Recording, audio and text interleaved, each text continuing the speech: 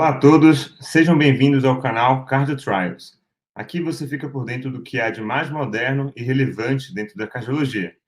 Antes de começar esse vídeo, peço só que se inscreva no canal e ative a notificação no sininho para que você ajude a crescer o canal e seja informado quando a gente for lançar um vídeo novo. Então essa é uma pergunta que fala sobre o ciclo cardíaco e pede que a gente marque a alternativa correta. Mas antes da gente ver cada item da questão, vamos só relembrar quais são as fases do ciclo cardíaco e a gente tenta ver, analisar uma para ver a correta. Então, naturalmente, todos sabem que o ciclo cardíaco é composto da diástole e da sístole, né?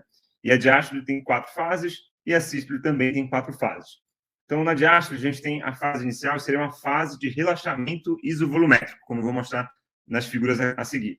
Depois a gente tem uma fase de enchimento rápido, seguido de uma fase de enchimento um pouco mais lentificado, que seria a diástase, e seguido, então, por fim, na sístole atrial.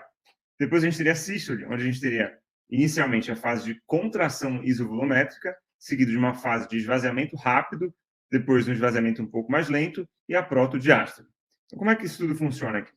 Então, na verdade, inicialmente, na primeira fase, então, da diástole, olhando aqui os átrios, a gente tem, então, uma fase que a gente chama de relaxamento isovolumétrico, ou seja, é o período no qual tanto as válvulas atrioventriculares quanto as válvulas semilunares estão fechadas e eu tenho um relaxamento do ventrículo, ou seja, o ventrículo ele relaxa, negativando a pressão aqui dentro do ventrículo e forçando, então, a abertura da válvula atrioventricular para o início, então, da segunda e terceira fase da diástole, que inicialmente, como a pressão estava muito negativa, na hora que a válvula atrioventricular abre, você tem um enchimento muito rápido do ventrículo. Então, você tem esse enchimento que é uma fase um pouco mais rápida inicialmente, seguido, então, depois, de uma fase de enchimento um pouco mais lenta, uma vez que a pressão no ventrículo começa a subir e se equalizar em relação à pressão atrial, esse enchimento vai ficando um pouco mais lentificado. Lembrar que essa fase de enchimento lento a gente chama de diástase. E a última fase da diástole seria, então, a fase de sístole atrial, onde eu tenho, então, uma contração atrial, finalizando, então, a fase aí da diástole. Seguindo para a sístole. Então, a primeira fase da sístole, então, seria a fase que a gente chama de contração isovolumétrica. Aqui, igualmente, as válvulas, tanto as válvulas atrioventriculares quanto as válvulas semilunares, estão fechadas e você tem uma contração do ventrículo, aumentando muito a pressão dentro desse ventrículo, forçando, então, a abertura das válvulas semilunares, seja a pulmonar da direita ou a aórtica na esquerda, que dá início, então, à segunda fase. Seria a fase de esvaziamento rápido.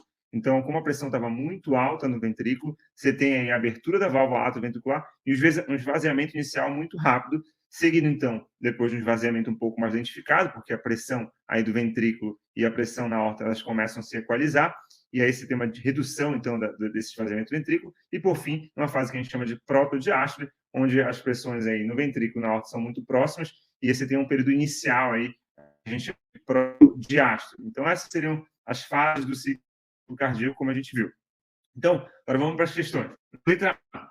Diástole é composta por fases denominadas diástase, enchimento ventricular rápido, relaxamento isovolumétrico e sístole atrial nesta ordem. Não, então a ordem está errada. Né? Lembrar que o começo do ciclo é feito, então, para a fase de relaxamento isovolumétrico, que é aquela fase onde a gente tem aí, então, uma negativação da pressão intraventricular, seguido da abertura da válvula atrioventricular, onde a gente teria, então, um enchimento ventricular rápido, seguido do enchimento ventricular mais lento, e, por fim, a sístole atrial. Então, essa seria a ordem correta aí para a gente pensar na diástole. Letra B. O relaxamento isovolumétrico ocorre entre o fechamento da válvula aórtica e a abertura das válvulas atrioventriculares. Aqui está perfeito, né? Lembrar que o relaxamento isovolumétrico seria aquela primeira etapa do ciclo, né? Onde você tem, então, o ventrículo negativando a pressão, a válvula aórtica fechada, e logo a partir dessa negativação tão grande da pressão, você tem aí a abertura das válvulas atrioventriculares com enchimento ventricular rápido, sendo a segunda fase da diástole. Então, aqui a letra B está correta. Letra C. A contração isovolumétrica se inicia com a abertura da válvula aórtica e termina no fechamento das válvulas atrioventriculares. Aqui não, né? Lembrar que tanto o relaxamento quanto a contração isovolumétrica são feitas com as válvulas todas fechadas, seja as válvulas semilunares ou seja válvulas atrioventriculares. Então, seriam as fases onde eu tenho todas as válvulas fechadas e eu tenho aí uma diferença de pressão, mas mantendo o volume estável, o volume do ventrículo igual. Então, a letra C está errada. A B3 é uma agulha telediastólica? Não, né? A gente sabe isso é simples aqui, a gente sabe que é uma agulha protodiastólica, né? Logo no começo da diástole, no final da B2. A B4 pode estar presente em pacientes com fibrilação atrial? Não pode, porque ela advém justamente da contração atrial. Se eu estou em paciente em fibrilação atrial, eu não tenho como ter a resposta certa, a letra B. Uma questão de fisiologia cardíaca cai muito, então essas nuances é bom a gente sempre estar atento.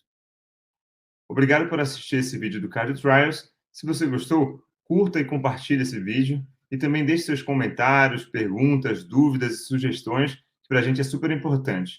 Até a próxima!